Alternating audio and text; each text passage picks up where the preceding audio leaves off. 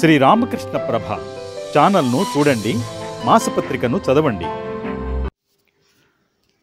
ఓం స్థాపకాయ చ ధర్మస్య సర్వధర్మస్వరూపిణే అవతార వరిష్ఠాయ రామకృష్ణాయ తే నమః. అందరికీ నమస్కారం.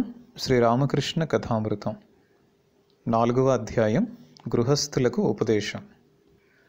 రామకృష్ణుల వారు చెప్తున్నారు, ఒక వ్యక్తిలో మనం ఏదైనా ఒక గొప్ప గుణం చూసాము అంటే, అది సంగీతం కావచ్చు, మరొక విద్య కావచ్చు, దేంట్లోనైనా ఒక మంచి నైపుణ్యం చూసాము అంటే వారిలో భగవంతుని యొక్క శక్తి, భగవంతుని ప్రకాశం ఎక్కువగా ఉందని అర్థం చేసుకోవాలి. కాబట్టి మనం ఈ విషయం జాగ్రత్తగా గుర్తుంచుకొని పిల్లల్లో కూడా మనం ఈ విషయాన్ని పరిశీలిస్తూ వాళ్ళని ప్రోత్సహిస్తూ ఉండాలి. చదువు, మార్కులు ఒకటే ప్రధానం కాదు, వారిలో ఉన్న నైపుణ్యాన్ని మనం బయటికి తీసే ప్రయత్నం చేయాలి. తర్వాత భక్తులు అంటే ఎవరి మనస్సు అయితే ఎప్పుడూ కూడా భగవంతునిపైనే ఉంటుందో వారే భక్తులు.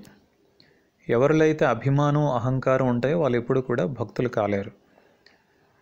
అభిమానం, అహంకారం ఉన్న చోట ఎలా ఉంటుంది అంటే, కొండపైన వర్షపు నీరు ఎలా అయితే నిలబడదో అలాగే అభిమానం, అహంకారం ఉన్న చోట భక్తి అనేది రాదు, వాళ్ళు భక్తులు కాలేరు.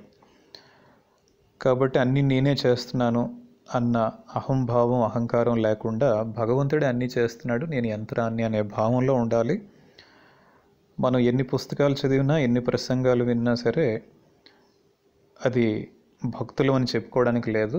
భక్తులు అని చెప్పుకోవాలంటే దానికి అర్హత ఏంటి అంటే, మన మనస్సు భగవంతుని పైన ఉందా లేదా, అదే భగవంతుడు చూస్తాడు.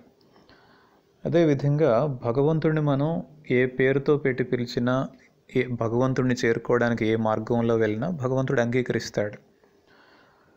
ఒక తండ్రికి కొంతమంది పిల్లలు ఉన్నప్పుడు, చిన్న పిల్లలు వాళ్ళకి సరిగ్గా పిలవడం రాక నాన్న అనకుండా నా నా అని పిలిచినా సరే తండ్రి పలుకుతాడు, వారిని కూడా ఎంతో ప్రేమిస్తాడు.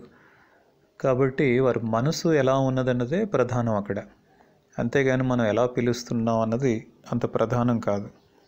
ఏ విధంగా అయితే ఒక చెరువు ఉన్నప్పుడు నలువైపులా 4 ఘట్టాలు ఉంటాయి, స్నాన ఘట్టాలు.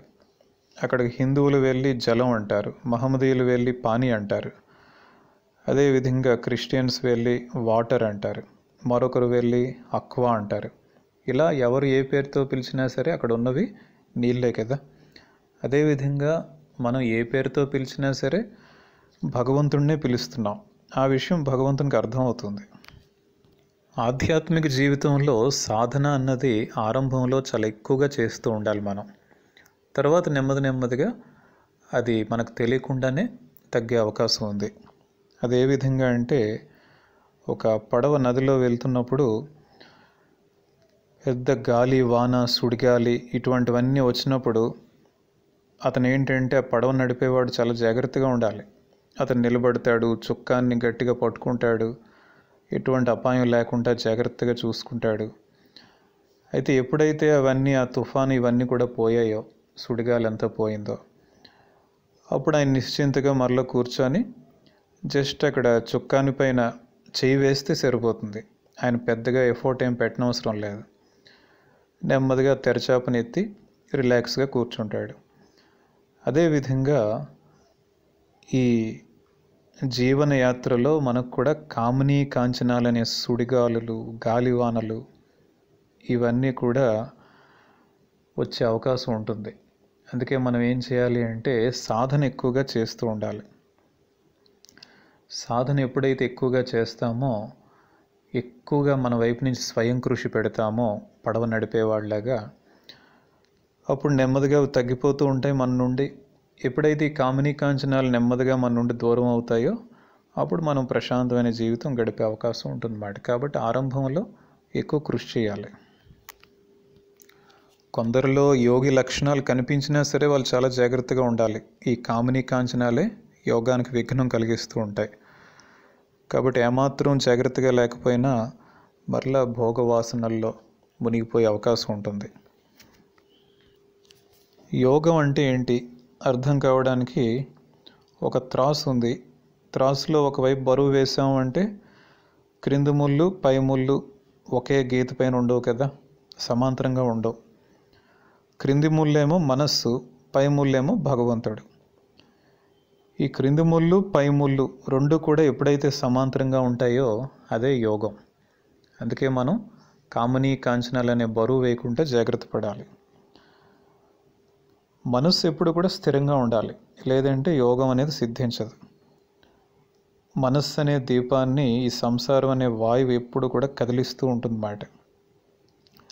ఆ దీపం ఏమాత్రం కూడా చలించకుండా ఎప్పుడైతే స్థిరంగా ఉంటుందో అప్పుడు యోగం అనేది ప్రాప్తిస్తుంది.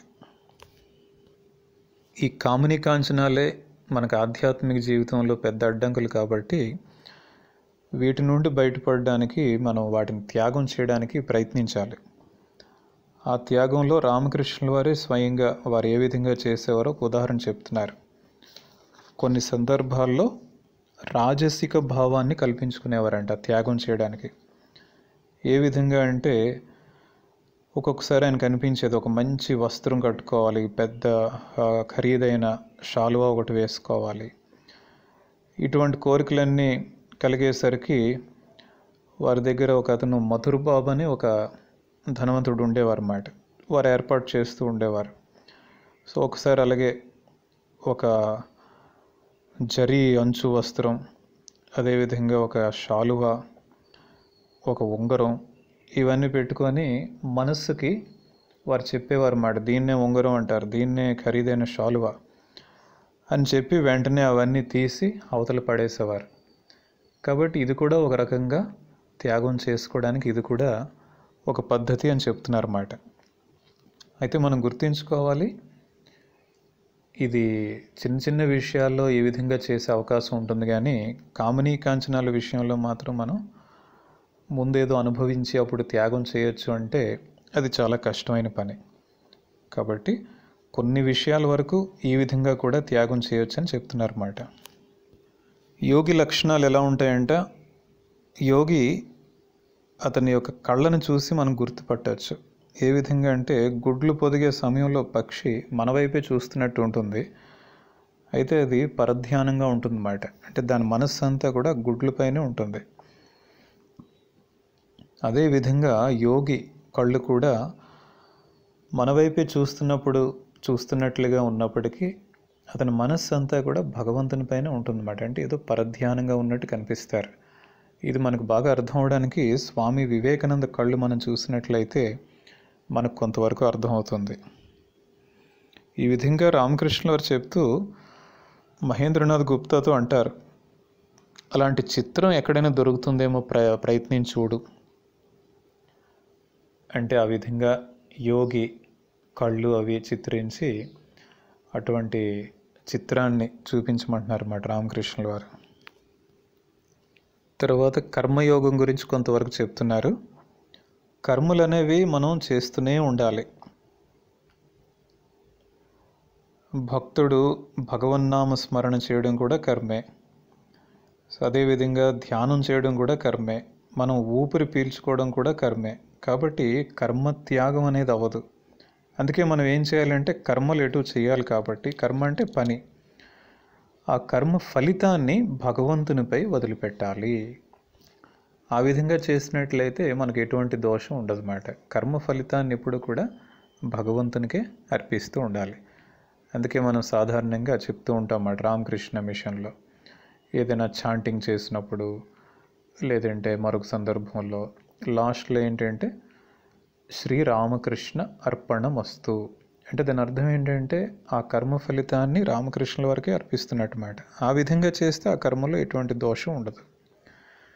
అదేవిధంగా మరొక ప్రశ్న వస్తుంది, ధనం ఎక్కువగా సంపాదించడానికి ప్రయత్నించవచ్చా?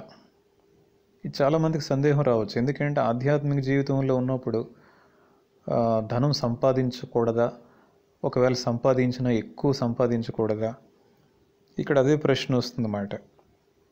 ధనం ఎక్కువగా సంపాదించవచ్చా, సంపాదించకూడదా? అప్పుడు రామకృష్ణుల వారు చాలా చక్కగా చెప్తున్నారు, ధార్మిక జీవనం కోసం ధనం ఎక్కువగా సంపాదించినా పర్వాలేదు, ఎక్కువ ధనం సంపాదించడానికి ప్రయత్నించవచ్చు. అయితే సరైన మార్గంలోనే సంపాదించాలి, అంటే ధర్మ మార్గంలో సంపాదించాలి, అధర్మ మార్గంలో కాదు. అయితే మనం గుర్తుంచుకోవాల్సింది ఏంటంటే జీవిత లక్ష్యం మాత్రం ధన సంపాదన కాదు. భగవంతుని సేవే జీవిత లక్ష్యం.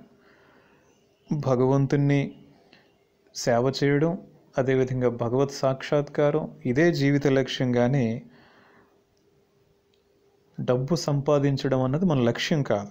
అందుకే భగవంతుని సేవించడానికే మనం డబ్బులు సంపాదించినట్లయితే దానిలో దోషం లేదు.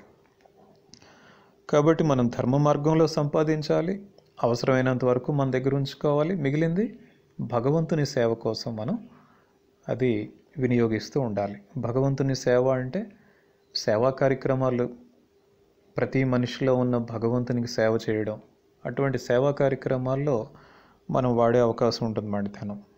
కాబట్టి ధర్మ మార్గంలో సంపాదిస్తే ఎటువంటి అపాయం లేదు.